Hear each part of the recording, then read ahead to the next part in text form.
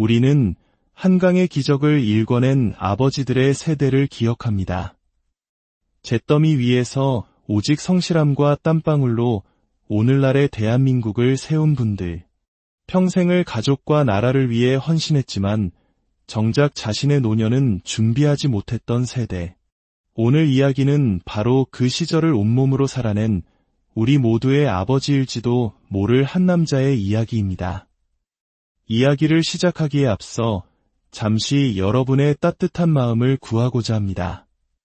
구독과 좋아요 버튼을 눌러주시는 것은 이와 같은 우리네 삶의 이야기가 더 널리 퍼져나갈 수 있도록 응원의 손길을 보내주시는 것과 같습니다. 여러분의 작은 움직임이 저희에게는 큰 힘이 됩니다.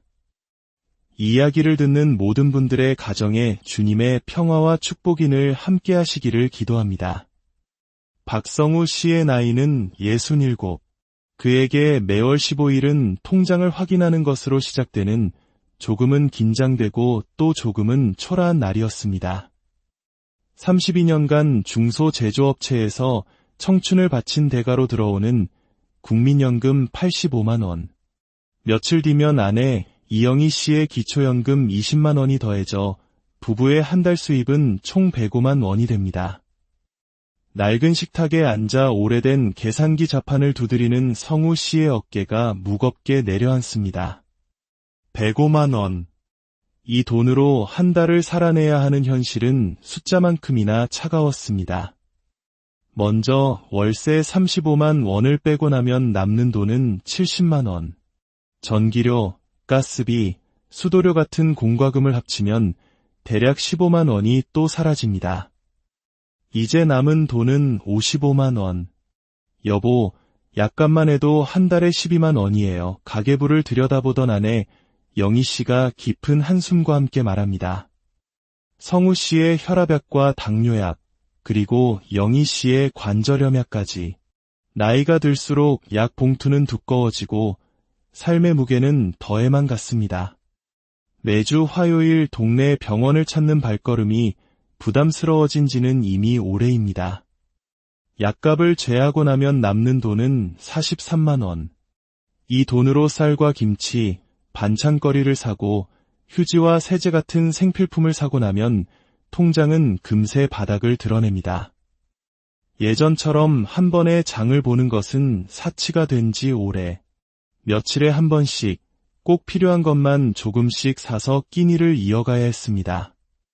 이대로는 정말 안 되겠어. 성우 씨는 가계부를 덮으며 나직이 을조렸습니다. 매달 적자였습니다. 은퇴할 때 모아두었던 적금 300만 원을 야금야금 꺼내 쓴 지도 벌써 꽤 지났습니다. 이제 그 돈마저 100만 원밖에 남지 않았습니다. 저녁 7시 된장찌개와 김치, 그리고 계란 프라이 하나가 전부인 소박한 저녁상 앞에서 영희 씨가 조심스럽게 입을 엽니다. 여보, 우리 식비를 좀 더 줄여야 할까요? 아니야.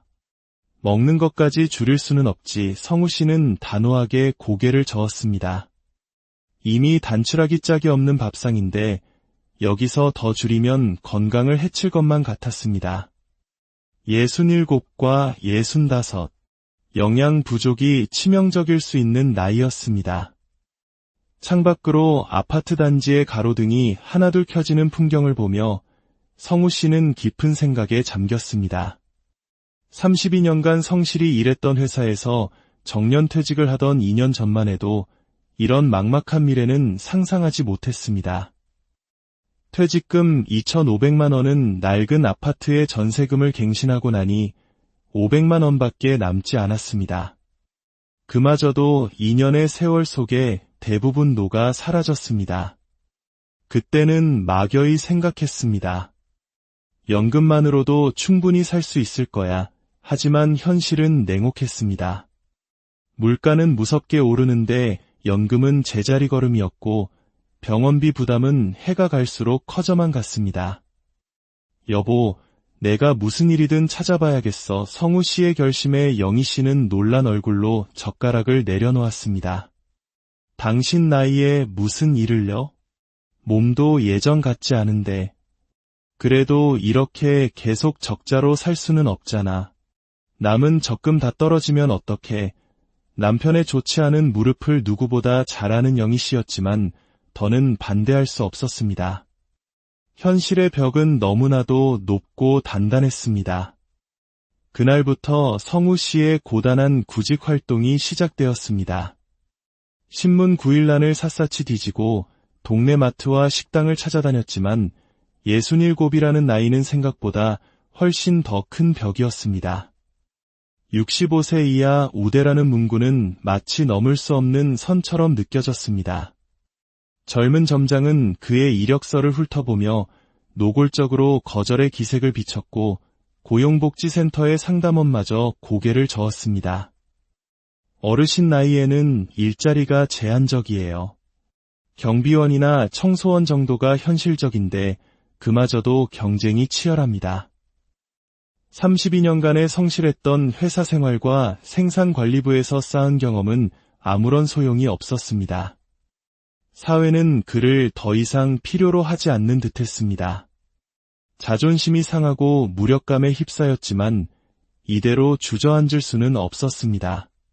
그러던 어느 날 아파트 게시판에서 희망의 불씨를 발견했습니다. 아파트 경비원 모집, 나이 무관, 성실한 분 우대 나이 무관. 그 네 글자가 성우 씨의 눈을 번쩍 뜨이게 했습니다. 월급 170만 원, 4대 보험 가입, 꿈만 같은 조건이었습니다. 이번엔 꼭 될 거야. 오랜만에 희망을 품고 찾아간 면접. 50대로 보이는 관리소장은 그의 32년 경력을 높이 사주었고 성실해 보이는 인상에 만족해했습니다. 면접은 생각보다 쉽게 끝났고 성우 씨는 드디어 합격 통보를 받았습니다. 정말요? 월급은 얼마나 된대요? 170만 원이야. 4대 보험도 다 된대. 아내 영희 씨의 얼굴에도 모처럼 환한 웃음꽃이 피었습니다. 이제야말로 한숨 돌릴 수 있을 것 같았습니다. 32년간 회사 생활을 했던 자신이 경비 일 하나 못하겠냐며 성우 씨는 자신감에 차 있었습니다. 2년 만에 다시 시작하는 출근길. 그의 발걸음은 그 어느 때보다 가벼웠습니다.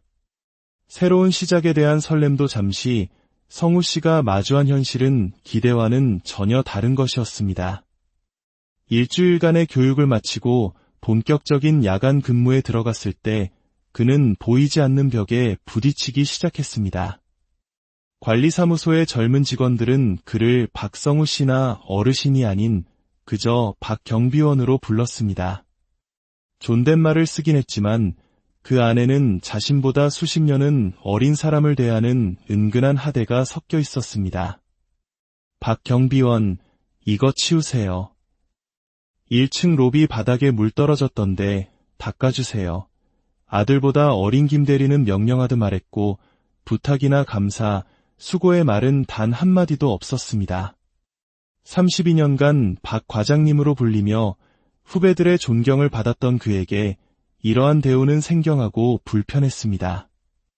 하지만 일자리를 잃을까 두려워 아무 말도 할 수 없었습니다. 그저 묵묵히 허리를 숙일 뿐이었습니다. 동료 경비원인 박철수 씨는 그런 성우 씨의 마음을 이해해 주었습니다. 저도 처음엔 그랬어요. 젊은 친구들이 우리를 좀 우습게 보는 경향이 있죠. 참으셔야 해요. 월급 받는 처지니까. 여긴 우리가 을이잖아요. 을.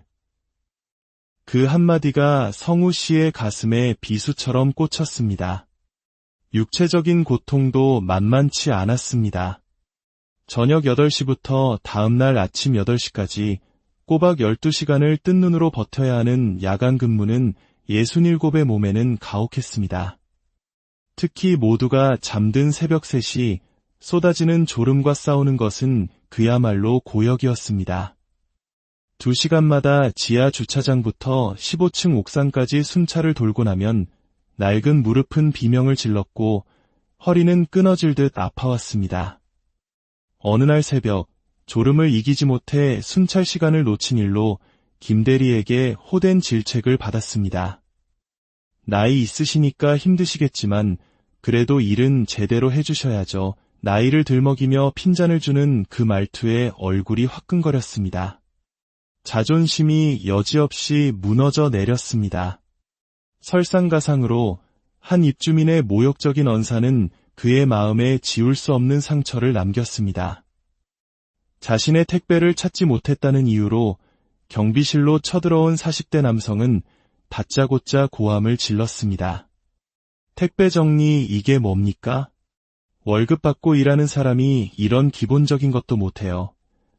성우 씨가 정중하게 사과했지만 그의 분노는 잦아들지 않았습니다. 정말 요즘 경비원들은 뭘 하는지 모르겠어요. 나이만 많고 일은 제대로 안 하고 지나가던 다른 입주민들이 모두 쳐다보는 앞에서 그는 공개적인 망신을 당했습니다. 32년간 그 누구에게도 들어보지 못했던 모욕적인 말이었습니다. 온몸에 피가 거꾸로 솟는 듯했지만 그는 그저 고개를 숙일 수밖에 없었습니다. 그날 이후 성우 씨의 몸과 마음은 급격히 무너져 내렸습니다. 스트레스로 입맛을 잃어 밥을 제대로 넘기지 못했고 불면의 밤이 계속되었습니다. 2달 만에 체중은 5kg이나 줄었고 헬쑥해진 얼굴에는 깊은 그늘이 졌습니다. 순찰을 돌다 현기증에 휘청거리며 쓰러질 뻔한 아찔한 순간도 있었습니다. 결정적인 사건은 어느 금요일 저녁에 일어났습니다. 관리사무소 직원들이 신입사원 환영회식을 간다며 들떠 있었습니다. 박 경비원, 저희 회식 가니까 사무소 좀 잘 봐주세요. 김대리가 무심하게 던진 한마디. 그들만의 잔치에 성우 씨는 초대받지 못했습니다. 동료 철수 씨에게 묻자 담담한 대답이 돌아왔습니다. 성우 씨, 현실을 받아들이셔야 해요. 우린 직원이 아니라 용역이에요. 경비업체에서 파견 나온 용역직이라고요. 그래서 직원들과는 다르게 취급받는 거예요. 용역. 그 단어는 성우 씨의 마지막 남은 자존심마저 산산조각 냈습니다. 자신은 이 아파트 공동체의 일원이라고 생각했지만 실은 언제든 대체 가능한 외부 인력, 그 이상도 이하도 아니었던 것입니다. 32년간 한 회사에서 정규직으로 떳떳하게 일해온 자신이 늙고 힘없다는 이유로 용역이라는 이름표를 달게 된 현실이 참담했습니다. 몸의 이상 신호는 더욱 잦아졌고 관리소장마저 그의 실수를 지적하며 은근한 압박을 주기 시작했습니다. 더 이상 버틸 수 없었습니다. 어느 날 저녁, 성우 씨는 아내 영희 씨에게 떨리는 목소리로 말했습니다. 여보, 나 이제 경비일 안 나가려고 해. 그 한마디는 지난 석 달간의 고통과 서름, 그리고 무너진 자존심을 모두 담고 있는 힘겨운 결심이었습니다. 돈보다 건강이 중요하다는 아내의 위로에 그는 마침내 사표를 제출했습니다. 석 달간의 짧고도 길었던 경비원 생활이 끝났습니다. 성우 씨의 삶은 다시 빠듯해졌지만 그의 얼굴에는 서서히 혈색이 돌아왔고 마음에는 평온이 찾아왔습니다. 규칙적인 생활과 아내의 정성 어린 보살핌 속에 건강을 되찾아갔습니다. 그는 깨달았습니다. 돈을 버는 것도 중요하지만 돈 때문에 인간으로서의 존엄성을 잃어서는 안 된다는 것을, 나이가 들었다는 이유만으로 경험과 연륜이 무시당하고 인격이 존중받지 못하는 현실이 얼마나 서글픈 것인지를 뼈저리게 느꼈습니다. 이것은 비단 박성우 씨 한 사람만의 이야기가 아닐 것입니다. 지금 이 순간에도 우리 주변의 수많은 아버지, 어머니들이 비슷한 현실 속에서 힘겨운 노년을 보내고 있을지 모릅니다. 한평생을 바쳐 우리를 키워내고 이 사회를 일으켜 세운 분들, 그분들의 경험이 존중받고 그분들의 인격이 존중받으며 나이와 상관없이 일하는 모든 이가 소중한 존재로 대우받는 세상. 성우 씨가 꿈꾸는 세상은 바로 그런 아주 당연하고 상식적인 세상이었습니다. 오늘 우리 주변의 아버지들을, 그리고 묵묵히 자신의 자리를 지키고 있는 어르신들을 조금 더 따뜻한 시선